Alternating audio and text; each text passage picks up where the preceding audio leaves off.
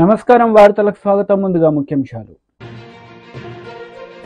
YCP మహిళా leader వరుడు Kalyani press meet, పలు అంశాలపై వివరణ. కాంగ్రెస్ లీడర్ వి హనుమంతరావు ప్రెస్ మీట్, పలు అంశాలపై వివరణ. వైసీపీ మహిళా లీడర్ వరుడు కళ్యాణి మీడియా సమావేశం నిర్వహించారు. ఈ సందర్భంగా పలు అంశాలపై ఆమె మాట్లాడారు.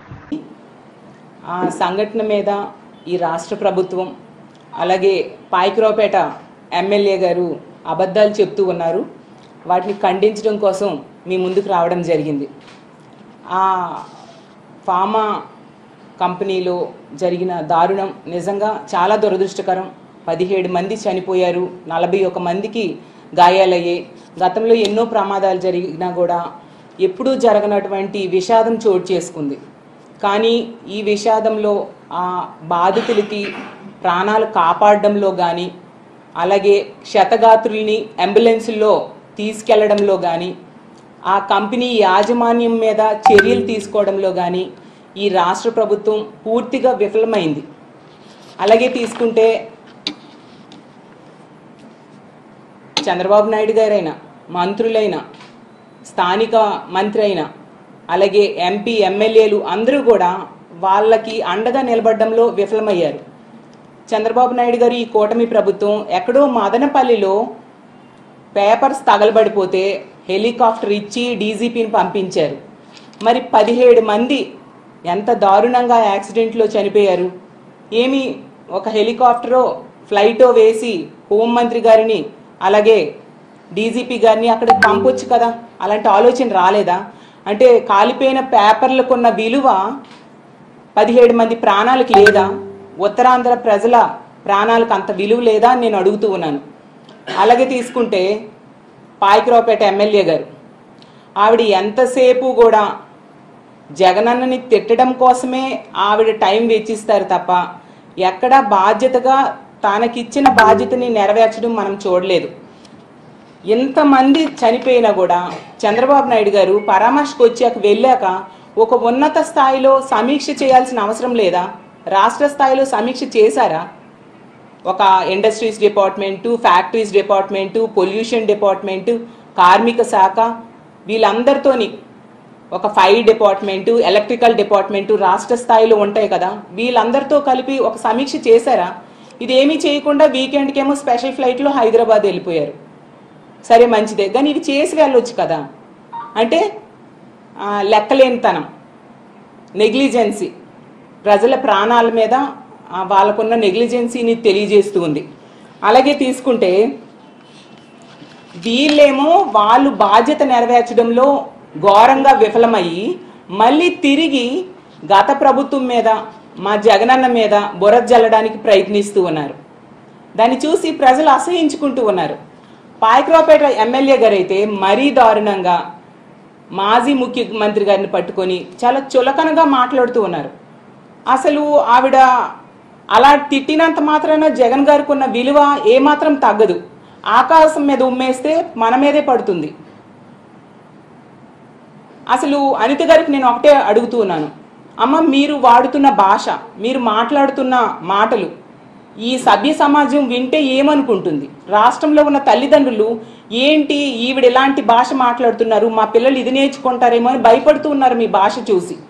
అందరి వరకు ఎందుకు మీ పిల్లలు అడగరా, అమ్మ ఏంటి ఎలాంటి భాష మాట్లాడుతున్నావు అనేసి? రేపొద్దున పిల్లలు అదే భాష మాట్లాడితే తప్పు అని మీరు చెప్పగలరా? చెప్తే అమ్మ నువ్వు మాట్లాడిన మాటలే కదా మేము మాట్లాడుతున్నామని అనరా? ఇదేనా మీరు ఫ్యూచర్ జనరేషన్స్కి ఇస్తున్న సందేశం అని నేను అడుగుతూ ఉన్నాను. అలాగే తీసుకుంటే సీఎం గారిని పట్టుకొని, అరే నువ్వు సీఎం ఏంటి, సీఎంనే కదా మనోడు ఏంటది? అసలు ఆ సంబోధన ఏంటి, ఆ సంస్కారమా ఏంటి? ఎంత సంస్కారహీనంగా మీరు బిహేవ్ చేస్తున్నారు. ఇది నిజంగా చాలా దురదృష్టకరం. ఒక మహిళ అయ్యుండి ఇలాంటి మాటలు మాట్లాడడం మహిళా లోకానికే సిగ్గుచేటు. మీ ముందు హోమ్ మినిస్టర్గా ఎంతోమంది చేశారు, అలాగే రకరకాల మంత్రి పదవులు చాలామంది చేశారు, చీఫ్ మినిస్టర్స్ చేశారు, అలాగే ఎమ్మెల్యేలుగా, ఎంపీలుగా చాలామంది ప్రజాప్రతినిధులుగా ఉన్నారు. కానీ ఎవ్వరూ కూడా ఎంత దారుణమైన భాష, ఎంత సంస్కారహీనంగా మాట్లాడిన సంఘటనలు మనం చూడలేదు. ఏదో ఇలాంటి మాట్లాడితే గొప్ప వస్తుంది అనుకుంటున్నారేమో కానీ మీ హోందాతనం మీరు కోల్పోతారు, ప్రజల దగ్గర మీరు చులకనైపోతారు అనే విషయం మీరు గుర్తించాల్సిందిగా తెలియజేస్తూ ఉన్నాను. అలాగే మీ అందరికి ఒక అనుమానం రావచ్చు, ఏంటి అనిత గారిని పాయకరావుపేట ఎమ్మెల్యే అంటూ ఉన్నారు అనేసి. ఎందుకు అంటూ ఉన్నానంటే ఆవిడ బీజేపీ లీడర్ మీడియా సమావేశం నిర్వహించారు. ఈ సందర్భంగా పలు అంశాలపై ఆయన మాట్లాడారు. पेंशन का मतलब क्या हुआ? आपके रिटायरमेंट के साल के 12 महीने का जो एवरेज होगा उसका 50% मिलेगा आपको।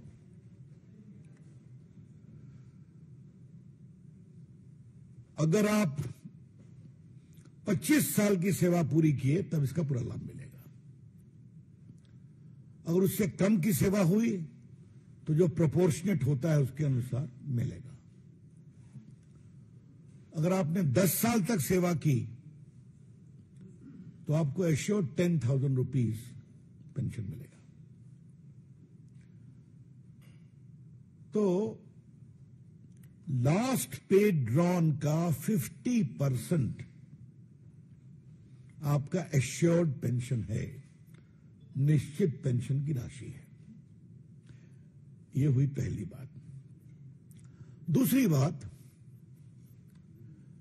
समय के अनुसार महंगाई बढ़ती है, उसका इंडेक्सेशन होता है डियरनेस में, अलाउंस में, तो उसकी भी चिंता करने का प्रावधान हुआ है। और तीसरी सबसे महत्वपूर्ण, अगर आप गुजर गए तो आपके परिवार को भी 60% का फैमिली पेंशन मिलेगा। तो एक प्रकार से जो एक कल्याणकारी राज्य की सोच होती है वो इस पूरे निर्णय में दिखाई पड़ती है। इसके अलावे एक और महत्वपूर्ण बात समझना जरूरी है। वो क्या है? जो न्यू पेंशन स्कीम आई थी उसको लेकर यह भी चर्चा थी कि सरकार की फंडिंग के बारे में क्लैरिटी नहीं है। जिस कमेटी ने उसका रिकमेंड किया था उसने कुछ अनूठे प्रयोग भी किए थे, देश हित के प्रयोग थे।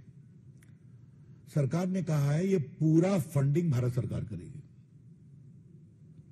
जो पहले था 10% कर्मचारियों के सैलरी से और 14% सरकार के द्वारा। अब कल के निर्णय में आप ये ध्यान रखिए, अब होगा 10% कर्मचारियों के सैलरी से और 18% भारत सरकार के द्वारा। तो उसको भी आगे बढ़ा दिया गया।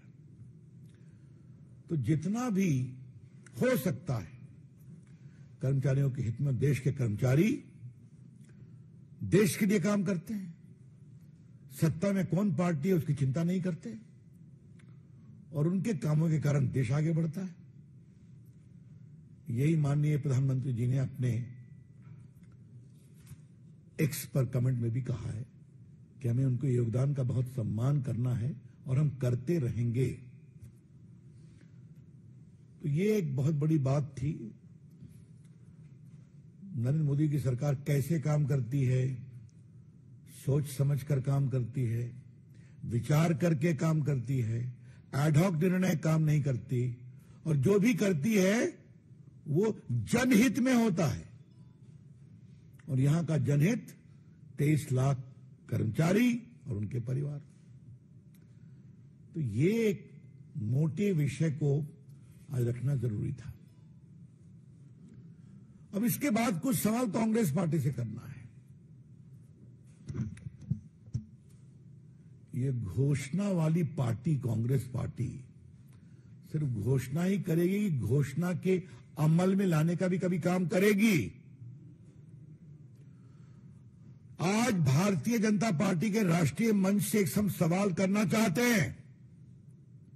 कांग्रेस पार्टी ने पिछले 2 साल से ओल्ड पेंशन स्कीम को एक बहुत बड़ा तूफान बनाया था भारत की राजनीति में।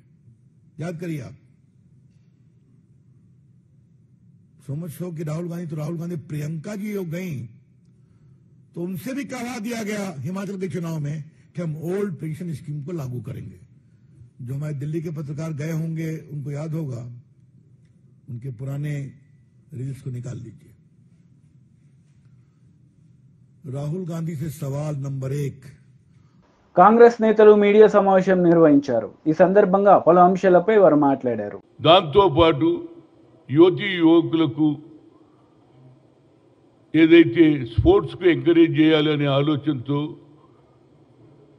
మన ఏషియన్ గేమ్స్ కానీ ఒలింపిక్స్లో కూడా మన తెలంగాణకు మంచి అవకాశాలు రావాలి.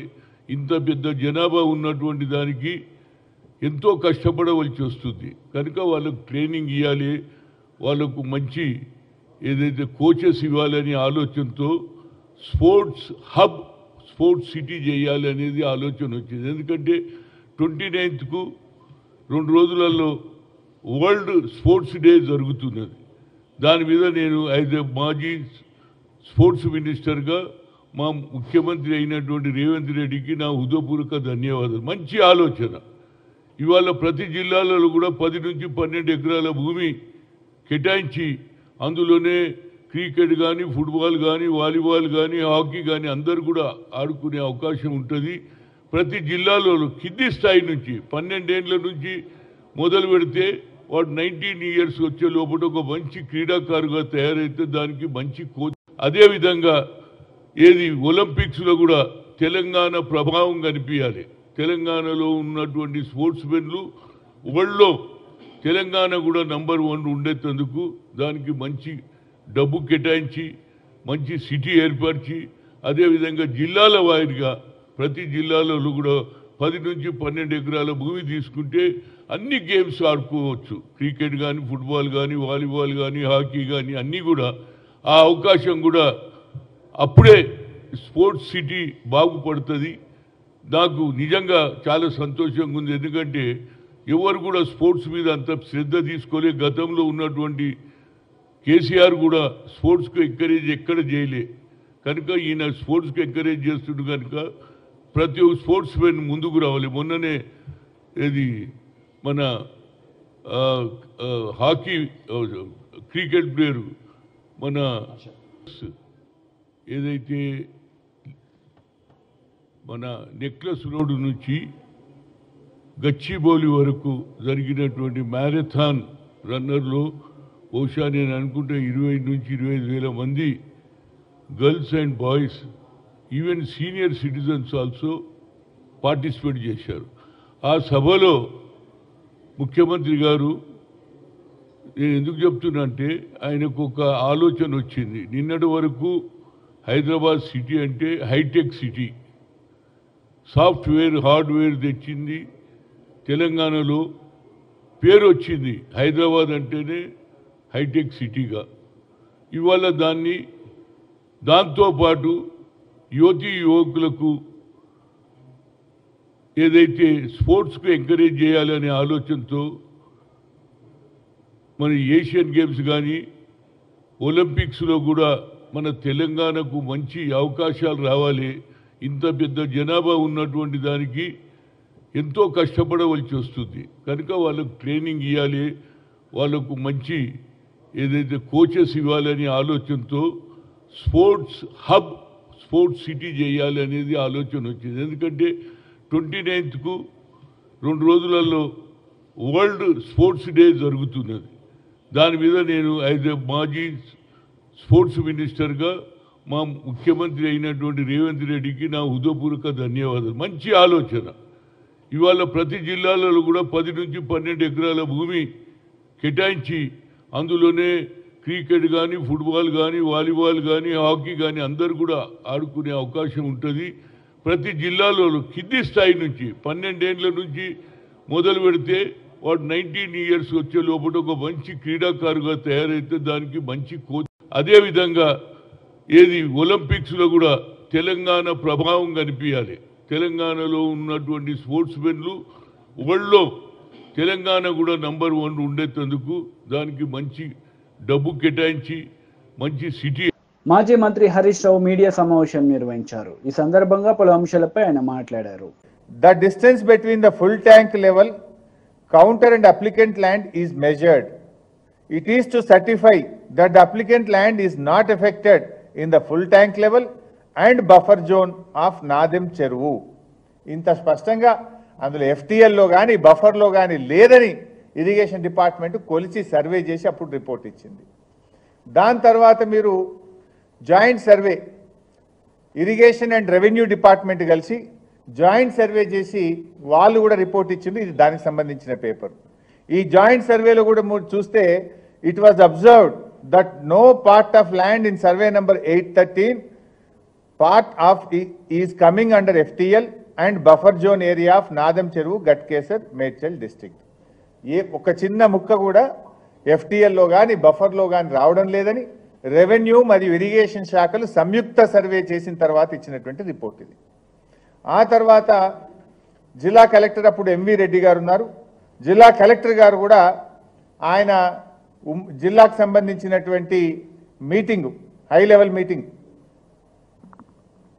జిల్లాది పెట్టి వారు కూడా రిపోర్ట్ ఇచ్చిండ్రు. ఇది జిల్లా కలెక్టర్ గారు ఇచ్చినటువంటి రిపోర్ట్ ఇది. ఇందులో జిల్లా కలెక్టర్ గారు కూడా ఏం రిపోర్ట్ ఇచ్చిండ్రంటే, in this regard it is to inform that NOC is considered for survey number 813 by part at measuring 6 acres 20 guntas of Korremula village, Ghatkesar mandal. అంటే ఈ డిస్ట్రిక్ట్ లెవెల్ కమిటీలో కూడా అందరూ ఆఫీసర్లు కూర్చొని సర్వే చేసి ఇక్కడ ఎలాంటి ఎఫ్టీఎల్ కానీ బఫర్ భూమి లేదని ఆయన ఎన్ఓసి కూడా జిల్లా కలెక్టర్ గారు అప్పుడు ఇచ్చినటువంటి పేపర్ ఇది. ఆ తర్వాత హెచ్ఎండిఏ కాలేజీ కట్టేటప్పుడు హెచ్ఎండిఏకి వెళ్ళి హెచ్ఎండిఏలో కూడా పర్మిషన్ తీసుకున్నారు. ఆ పర్మిషన్లో కూడా సెల్లార్ ప్లస్ 6 అప్పర్ ఫ్లోర్స్కు స్పష్టంగా ఇది హెచ్ఎండిఏ పర్మిషన్. హెచ్ఎండిఏ పర్మిషన్తోనే కాలేజీ నిర్మాణం కూడా చేయడం జరిగింది. అంటే ఈరోజు ఇరిగేషన్ డిపార్ట్మెంట్ పర్మిషన్ ఉంది, రెవెన్యూ డిపార్ట్మెంట్ నాలా కన్వర్షన్ చేసింది, డిస్ట్రిక్ట్ హై లెవెల్ కమిటీ మీటింగ్లో జిల్లా కలెక్టర్ గారు ఎన్ఓసి ఇచ్చిండ్రు, హెచ్ఎండిఏ పర్మిషన్ ఉంది. ఇంత స్పష్టంగా ఉన్న తర్వాత ఇవాళ మీరు ఆయన మీద ఉద్దేశపూర్వకంగా ఈ కుట్రలు చేసి దాడి చేయాలని ప్రయత్నం చేయడం అనేటువంటిది ఇది కేవలం రాజకీయంగా జరుగుతున్న కుట్ర తప్ప ఇంకోటి లేదు. మేము అడుగుతున్నాం, మీరు రండి, జర్నలిస్టులు రండి, మొత్తం మీడియా సమక్షంలో రెవెన్యూ డిపార్ట్మెంటు ఇరిగేషన్ డిపార్ట్మెంట్ వచ్చి ఫిజికల్గా కొలవండి, అక్కడ మెజర్ చేయండి, ఈ రికార్డులన్నీ పరిశీలించండి. 1 ఇంచ్ ఉన్నా పల్లా రాజేశ్వర రెడ్డి గారు తానే కొట్టేయడానికి సిద్ధంగా ఉన్నాడు.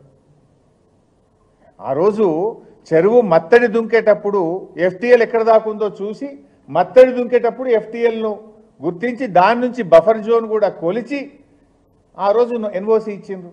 ఇంత స్పష్టంగా ఆధారాలు ఉన్న తర్వాత ఇవాళ పల్లా గారి మీద ఈ రకంగా చేయడం అనేటువంటిది మంచిది కాదు. నేను అధికారులను కూడా కోరుతా ఉన్నా, ఇలా ప్రభుత్వాలు ఎవరు శాశ్వతం కాదు, మీరు అత్యుత్సాహంగా బుర్ర జల్లడం చేయకండి.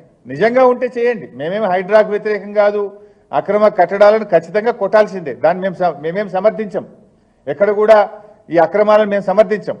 కానీ టార్గెటెడ్గా పొలిటికల్గా రాజకీయ ప్రేరితమైనటువంటి దాంట్లో అధికారులు అత్యుత్సాహాన్ని ప్రదర్శించొద్దు.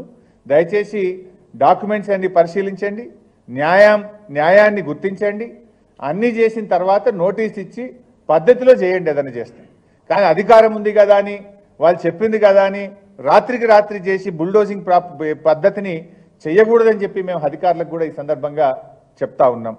ఎందుకంటే రాజకీయంగా అంటే పల్లా రాజేశ్వర రెడ్డి గారు కొట్లాడతాం, బీఆర్ఎస్ పార్టీ మేము అందరం కొట్లాడతాం. కానీ రాజకీయంగా ఉన్నటువంటి కక్షను అటు విద్యా సంస్థల మీదనో ఆసుపత్రుల మీదనో మనం చేయడం సరైనది కాదు. రాజకీయ కక్షలకు ఆసుపత్రులు విద్యా సంస్థలు కేంద్రం కాకూడదు అని చెప్పి నేను ఈ సందర్భంగా ప్రభుత్వాన్ని తెలియజేస్తా ఉన్నా. కాంగ్రెస్ నేతలు మీడియా సమావేశం నిర్వహించారు. ఈ సందర్భంగా పలు అంశాలపై వారు మాట్లాడారు. बलात्कारी और हत्यारा कहा जाएगा तो आक्रोश होगा। और एक बात यह भी सच है कि किसान चाहे पंजाब का हो, चाहे हरियाणा का हो, चाहे उत्तर प्रदेश का हो, चाहे कर्नाटका का हो, यह असम्मान तो कोई नहीं सहेगा। तो आक्रोश बहुत हुआ और सवाल हुआ बीजेपी से कि क्या ये आपकी सांसद कह रही हैं या ये आपका आधिकारिक स्टैंड है? क्या आप भी आंदोलन करने वाले किसानों को, हक के लिए लड़ने वाले किसानों को हत्यारा और बलात्कारी बताते हैं? क्या ये आपकी सरकार का मत है? क्या ये आपका मत है? अपना स्टैंड क्लियर कीजिए। तो आज एक रेयर मूव में, क्योंकि हरियाणा का चुनाव भी पास में है और आगामी हार तो ऐसी है कि चुनाव टालने की मांग हो रही है, पता है कि 240 पर लाकर देश के मजदूर और किसानों ने सबक सिखाया है, अभी हरियाणा बिस्तर बोरिया बंधवाने वाला है। तो एक स्टेटमेंट आया भारतीय जनता पार्टी की ओर से जिसमें कहा गया कि किसान आंदोलन के परिप्रेक्ष्य में दिया गया बयान पार्टी का मत नहीं है, उनसे गहरी असहमति है इस बयान से, और नीतिगत विषयों पर बोलने के लिए ना वो अधिकृत है, ना उनको अनुमति है, और उनको निर्देशित किया गया है कि वो इस प्रकार के बयान भविष्य में ना दें। तो हमारे इस मंच से कुछ सवाल हैं। आपकी चुनी हुई सांसद है, चहेती सांसद है, बड़ी लोकप्रिय है आप लोगों के पार्टी में।